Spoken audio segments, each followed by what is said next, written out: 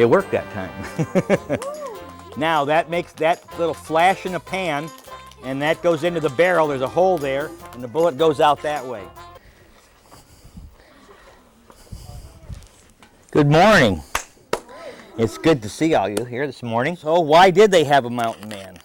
People in the eastern United States get all dressed up, and they would wear a hat like this. And it's a very fancy hat. The hats, they used to make it out of felt, but when it got wet, the felt would collapse and it wouldn't hold up. But then they learned how to make it out of beaver pelts, and that way, when it got wet, the water just ran off it and it held its shape. It used to be a beaver. Well, there's a little fur underneath here, a small fur, that they made the hat out of, not the tall fur on the top. It's very soft. This is about a mid-sized beaver. They'd get up to 35 or 40 pounds, really large. That's the reason the mountain men were out in the mountains, up in the Rockies and all through the plains, and wherever there were streams and lakes and rivers, it was a trap beaver. In 1820, they started trapping around St. Louis. That was the closest town, and they had a lot of good beaver there. And as they slowly got all the beaver trapped out, they moved further and further away from St. Louis, and they started having what they called a rendezvous, because it was the mountain men couldn't come back into St. Louis. They got so far away, and so the traders were going out to them and selling them the goods to keep them trapping the beaver. Now, the clothes I'm wearing, this is leather pants, Indian moccasins, what they call a calico shirt, is a type of cotton. The mountain men picked up a lot of styles that the Indians wore. The choker, the thing you see hanging here is a 1824 penny, because the rendezvous ran between 1820 and 1840, and then they died out because the need for the beaver, they just didn't need them anymore, and it got played out. They trapped all of them just about in the country. And then the beads here, they wore those. And then they wore a knife. They wore two knives. One was one they skinned the beaver with, or it was a camp knife, like this here, just like a butcher knife that you'd have at home. This was called a Green River knife. It was made up in Green River in the New England country. Then they had a fighting knife, and this one here is unique. It has a bear head carved in the end of it. This is an antler off of a big elk. An elk is an animal that's like a deer, but larger than a deer.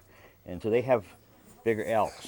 So we go out and live what I call living in the dirt, because you can see things get dirty pretty quick.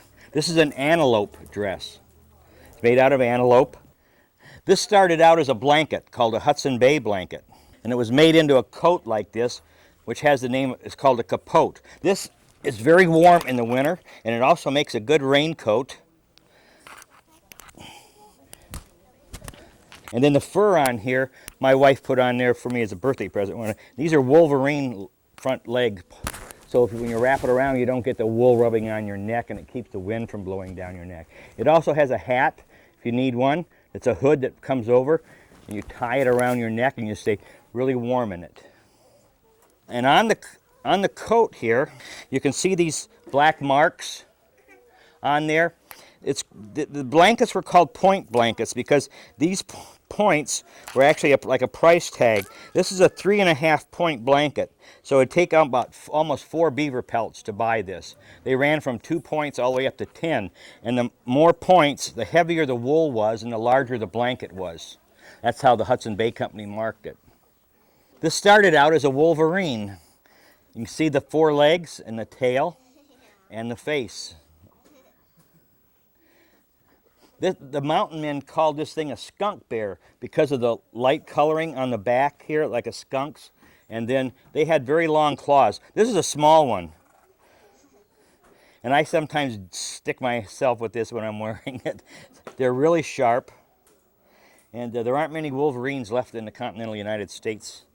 I got this in 1988.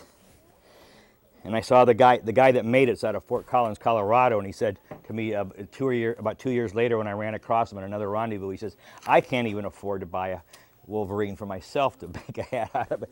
Price has gone up. But it's really comfortable. Ermine on the back, and then there's ermine tails, and these round circles with a cross in it, that's the Indian medicine wheel.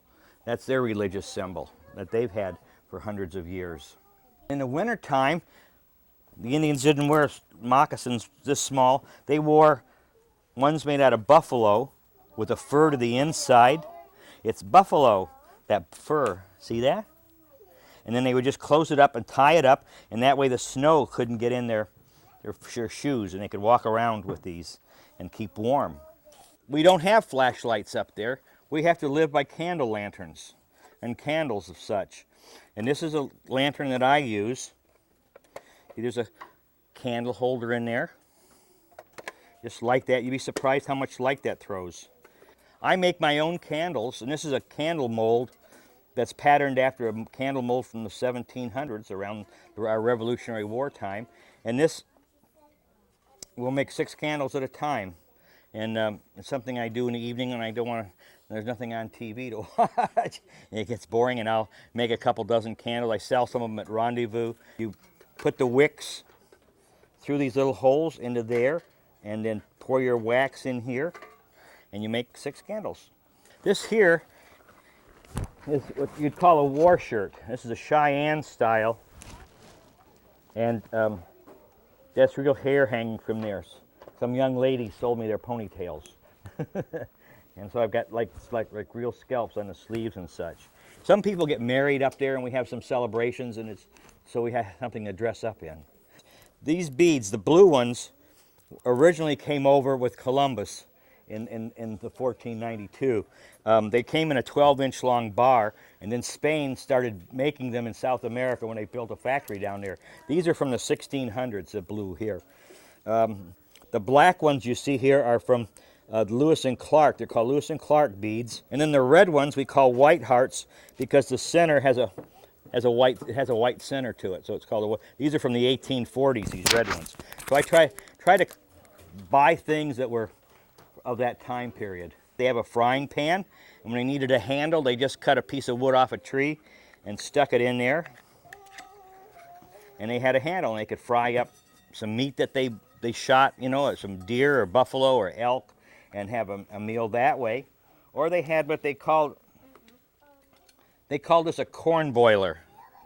And they could cook anything in here. They could boil up rice they would have with them, any dry stuff, rice, parched corn, a thing called leather breeches, which is dried green beans. The Indians or somebody dry out the green beans, and then they could sell those.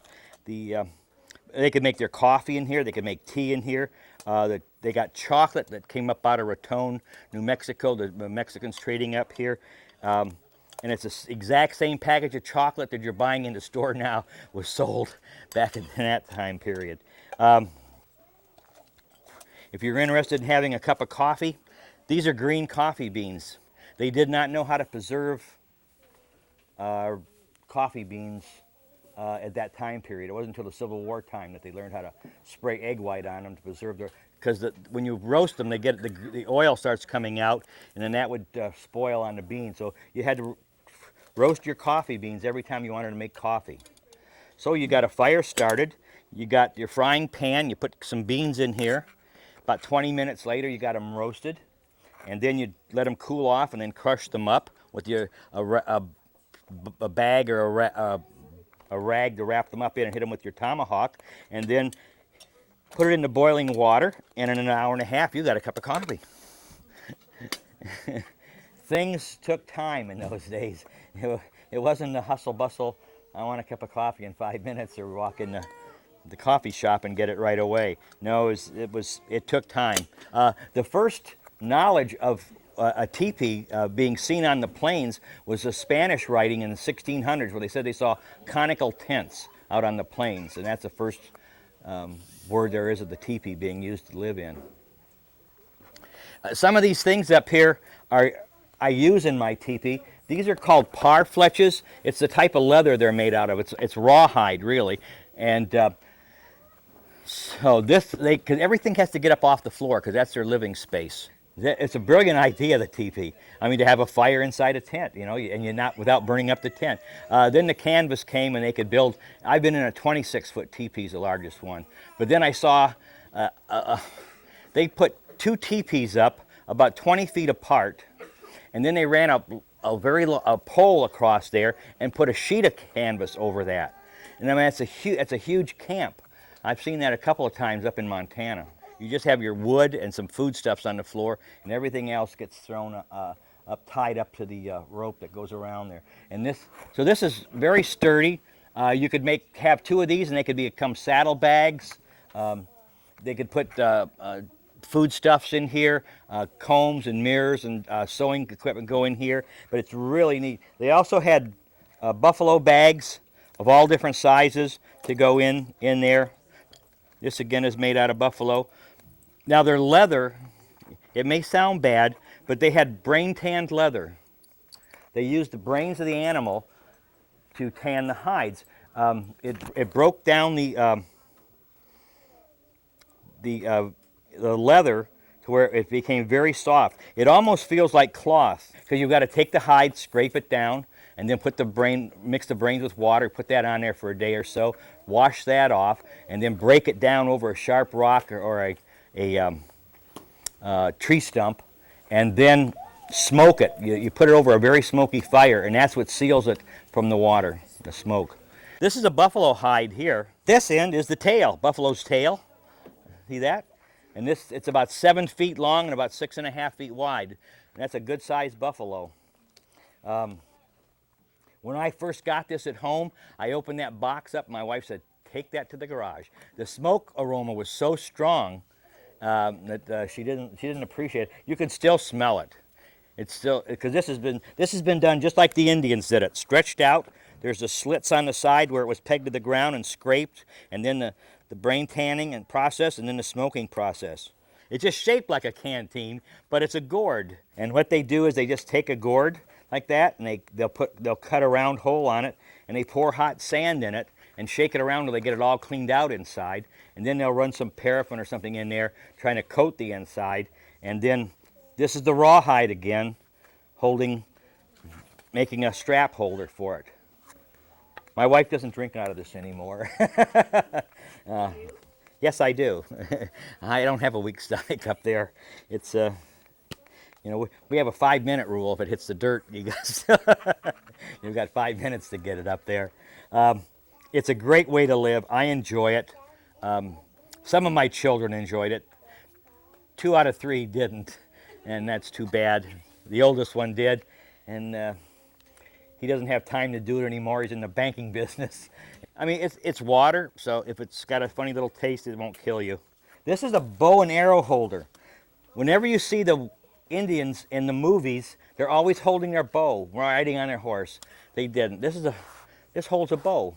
This is a Paiute bow, and it's rawhide wrapped. I shoot a 50-pound pull, and I can't hardly pull this one back at all when I string it up. It's just for looks at the moment. And this is the arrow holder, the quiver, and they put these, this is a Lakota Sioux bow holder and quiver. And they put these long fringe on it because they feel the wind blows that and gives the arrows power to fly further and straighter. This is a Lakota Sioux Black War Bonnet Society shield. I saw this in a catalog and I liked it so much I made it because I didn't like the price. That was it. They wanted $3.95 for it, and it still cost me about $120. This is buffalo rawhide. It's not as thick as they would have on a real shield. The real shield, they would take where the hump is on the buffalo and cut that piece out because that was the thickest piece of leather, and then put that over a hole with hot rocks in it, and that leather would shrink up to about a ½ inch thick. And that's what they used for a shield. So they could really protect themselves with it. But